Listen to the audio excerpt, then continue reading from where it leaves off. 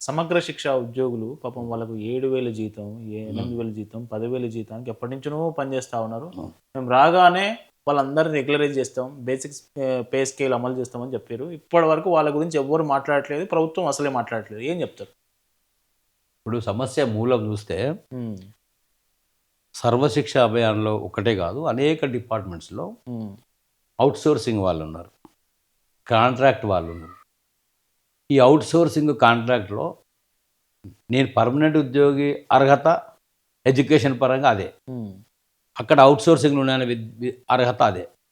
కాకుండా నీకు కాలము, సమయం, పరిస్థితి కలిసొచ్చింది. నువ్వు ప్రభుత్వ ఉద్యోగంలోకి రెగ్యులర్ ఉద్యోగంలోకి వచ్చినావు. ఆయన వచ్చే వరకే అవకాశాలు దొరకలేదు. పరిస్థితులు ఆ విధంగా లేవు. పాలకుల యొక్క అసమర్థత వల్ల, పాలకుల నిర్లక్ష్యం వల్ల ఔట్‌సోర్సింగ్‌లోకి నెట్టేయబడ్డాడు. హ్మ్. కాంట్రాక్ట్ వ్యవస్థలోకి నెట్టేయబడ్డాడు. గెస్ట్ లెక్చరర్స్‌గా నెట్టేయబడ్డరు. అవర్లీ బేస్డ్‌గా నెట్టేయబడ్డరు. వాళ్లకు ఇల్లుంటది, సంసారం ఉంటది, పిల్లలుంటరు, భార్య ఉంటది, తల్లిదండ్రులుంటరు, ఖర్చులుంటాయి గదా! ఈ 7,000, 10,000 రూపాయలతోని ఆ కుటుంబం బతుకుతదనేటువంటి పరిస్థితి మరి ప్రభుత్వం ఎట్లా ఆలోచన చేస్తుందో నాకు అర్థమైతలేదు. హ్మ్. మనము 61 సార్లు ఢిల్లీకి పోయిండు. ఎవరు ముఖ్యమంత్రి గారు.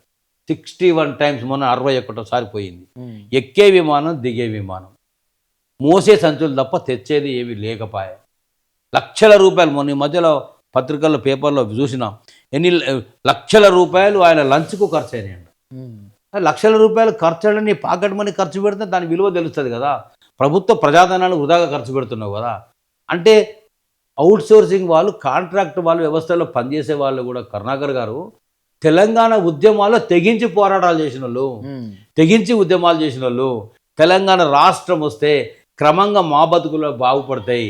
మేము రెగ్యులరైజ్ అవుతాం. మేము అబ్జర్వ్ అయితాం. మా స్కేల్స్ పెరుగుతాయి. మా వేతనాలు పెరుగుతాయి అనుకున్నారు. వాళ్ళు మొన్న సమ్మె చేస్తే సమ్మె కాలం జీతం కూడా ఇయ్యలేదు సార్. ఇంకా దారుణం ఉంది పరిస్థితి. ఒక్కొక్కళ్ళు కామెంట్స్ పెడతా ఉన్నారు మన వీడియోల కింద. మా గురించి మాట్లాడండి, మా గురించి చర్చ చేయండి, ప్రభుత్వం పట్టించుకోవట్లేదని. సమ్మె కాలం చేస్తే వేతనం ఇవ్వడానికి ఏంటి సార్ ఇప్పుడు ప్రభుత్వం? ఎట్లుందంటే పరిస్థితి, ఈ సమస్య ఇట్లాగే ఉంది. నువ్వెందుకు పరిష్కారం చేయడం ఈ ప్రభుత్వంలో ప్రశ్నిస్తే, మీరు అప్పుడెందుకు ప్రశ్నించలేదు అనే పరిస్థితి వస్తుంది. హ్మ్. హ్మ్. అందుకో, ఇందుకో, ఎందుకో మార్పు పేరుతో కదా మీరొచ్చింది. మీరు అవే మాటలు మాట్లాడి, అదే దారిలో మీరు పనిచేస్తే, మరి మార్పెక్కడుంది? ఇదేనా మార్పు? హ్మ్. అంటే నేనేం చెప్తున్నా, మొన్నటికి మొన్న హైడ్రా ఉందా? అవును. హైడ్రాలో పనిచేసే ఎంప్లాయీస్ ఉన్నారు. అవును. వాళ్ళ బతుకులు ఇట్లనే ఉంది, మరి ఘోరంగా ఉన్నాయి. ఈ ఈ మెస్సీ ఫుట్బాల్ ఆడిండు కదా రేవంత్ రెడ్డి గారు. అవునవును. ఆయన ఆడలే, ఈయన ఆడలే గాని నడిచింది కదా తతంగం డ్రామా. మన దగ్గర 40 అసోసియేషన్స్ ఉన్నాయి. Sports and games academies associations 40 ఉన్నాయి. ఒక్కొక్క స్పోర్ట్‌కి, గేమ్‌కి కోచ్‌లున్నారు. 160 మంది కోచ్‌లున్నారు. హ్మ్. 160 మంది కోచ్‌లకి స్పోర్ట్స్‌ని ఎంకరేజ్ చేయాలని గత ప్రభుత్వము 46,000 జీతం ఇచ్చి వాళ్ళని ఆదుకొని ఉద్యోగం ఇస్తే, ఈ ప్రభుత్వం పెంచకపోగా 50% తగ్గించి హ్మ్. 23,000 రూపాయల వేతనమే చేసింది. హ్మ్. అది కూడా 5, 6 నెలలుగా వాళ్ళకి వేతనాలు లేవు. సర్వశిక్ష అభియాన్ పరిస్థితి మరీ ఘోరంగా ఉన్న పరిస్థితి. ఇవాళ పాఠశాలల్లో వంట చేస్తాం. హ్మ్. డ్వాక్రా మహిళలకు వాళ్ళకు డబ్బులు రావు. వంట డబ్బులు రావు, సామాను డబ్బులు రావు, బిల్లులు రావు. అంటే ఎక్కడ ఎవరు కూడా బాగాలేరు. ఔట్‌సోర్సింగ్, కాంట్రాక్టింగ్ ఏం చేస్తున్నారు కానీ ప్రభుత్వం చాలామందికి తెలవదు. కనీసం ఔట్‌సోర్సింగ్ అన్న దిక్కైతదేమో అనే దిశగా నెట్టేయబడ్డప్పుడు అదేనే వెతుక్కునే స్థితిలో ఉన్నటువంటి దాన్ని అక్కడ కూడా రిక్రూట్‌మెంట్ లేకుండా గేట్ మొత్తం మూసేసేటువంటిది జరుగుతా ఉంది. హ్మ్. కాంట్రాక్ట్ వ్యవస్థ జరుగుతా ఉంది. సంతోషం. ఈ 2 పర్మనెంట్‌గా ముయ్యండి. కానీ రెగ్యులర్ నియామకాల కోసం నోటిఫికేషన్‌లు ఇచ్చి రిటైర్మెంట్ ఏజ్ పెంచకుండా 58 సంవత్సరాలకి ఉంచి వీలైతే గొప్ప విజన్ ఏది అంటాడు కదా తెలంగాణ రైజింగ్ 2047 డాక్యుమెంట్ 2047 విజన్ అని అంటాడు కదా.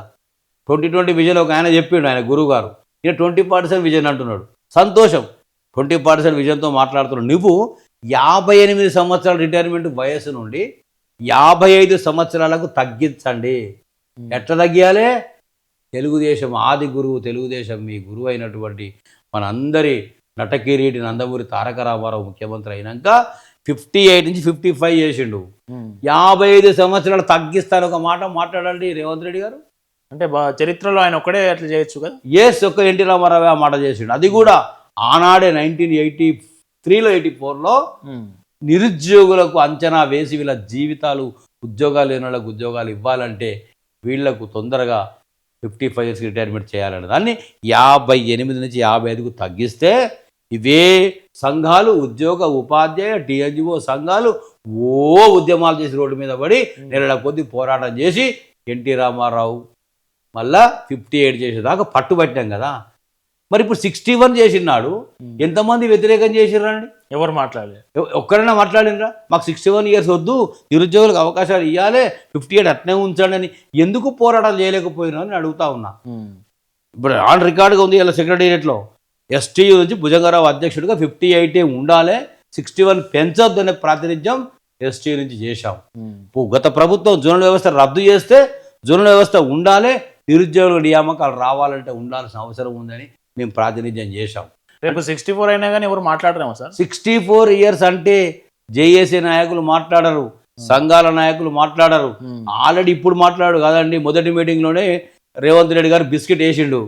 ఏందా మీకు అందరికి ఎంత సర్వీస్ ఉన్నది, ఏం సంగతి, ఎంత 2 ఏళ్ళ 3 ఏళ్ళ ఏడాది ఉంది కదా, మొదలు ఇది చూడండి, 2-3 ఏళ్ళు పెంచుకుందాం, ఏంది మీకు బాధ నాకు బాధ లేకుండా చేస్తా అంటే అందరు కూడా ఆశపడ్డ పరిస్థితి. ఆ బిస్కెట్కి అందరు కూడా అప్పుడే పడిపోయిన పరిస్థితి. ఇవాళ వచ్చిన లీక్ కాదు అది, అప్పటి నుంచి జరుగుతుంది. పోయిన జూన్ నుంచి జరుగుతూ ఉంది, వచ్చే జూన్కి ఉత్తర్వులు ఇవ్వబోతా ఉన్నారు. ఒక్కరైనా ఇది ఇవ్వండి, డిక్లరేషన్ ఇవ్వండి, ఇండివిజువల్ డిక్లరేషన్స్ ఇవ్వండి సెక్రటేరియట్లో, ఏజ్ పెంచొద్దు 61 ఉంచాలి, వీలైతే 58 చేయండి అని ఒక డిక్లరేషన్ ఇవ్వండి. బాధ్యత గల ఏ సంఘం ఇస్తుందో చూద్దాం. 206 సంఘాలు ఉన్నాయి కదా మీ జేఏసీలా, ఆ 206 సంఘాలలో ఎన్ని సంఘాలు డిక్లరేషన్స్ మాకు 61 నుంచి 64 వద్దు, 61 కూడా వద్దు, ఇప్పుడు నిరుద్యోగులకు న్యాయం జరగాలి, 58 చేయండి అనే మాట మీరు చెప్పగలరా? ఈ ప్రభుత్వం దుబారా ఖర్చు తగ్గించుకొని మెట్రో లైన్ అండి 15,000 రూపాయలు, 15,000 కోట్లు లీజ్ ఉంది, అగ్రిమెంట్ ఉంది, టెన్యూర్ పీరియడ్ ఉంది. నీకు 15,000 కోట్లు నేను పేమెంట్ చేస్తాను, నువ్వు వెళ్ళిపో అని చెప్పేసి ఎల్లంటి వాడికి బయటికి పంపే పరిస్థితి ఎందుకు వచ్చింది? ఎక్కడి నుంచి వచ్చినాయి నీకు 15,000 కోట్లు? సుందరీకరణ మూసికి ఎక్కడికి వెళ్ళి వస్తున్నాయి, మెస్సీకి ఎక్కడికి వెళ్ళి వచ్చినాయి, లగచర్లకి ఎక్కడికి వెళ్ళి వచ్చినాయి, ఈ వీడికి మన గ్లోబల్ సమ్మిట్కి ఎక్కడికి వెళ్ళి వచ్చినాయి. అంటే ఇన్ని 100,000 కోట్ల రూపాయలను దుబారా చేయకుండా పొదుపు చేసి ఉంటే 50% రిటైర్డ్ వాళ్ళు అయ్యేది కదా. రిటైర్డ్ వాళ్ళకి డబ్బులు ఇవ్వాల్సి వస్తుంది, పెంచుకుంటా పోతే. నేను ఒక్కటే ప్రశ్న అడుగుతా ఉన్నా, 3 ఏళ్ళు వేస్తావు ఓకే, సంవత్సరానికి 8,000 మంది రిటైర్ అవుతున్నారు కదా. 3 సంవత్సరాల కాలం రిటైర్ కాకుండా నిలబడ్డ వాళ్ళంతా 24,000 మంది అవుతారు. అప్పటికి ఇంకో 25,000 మంది అవుతారు.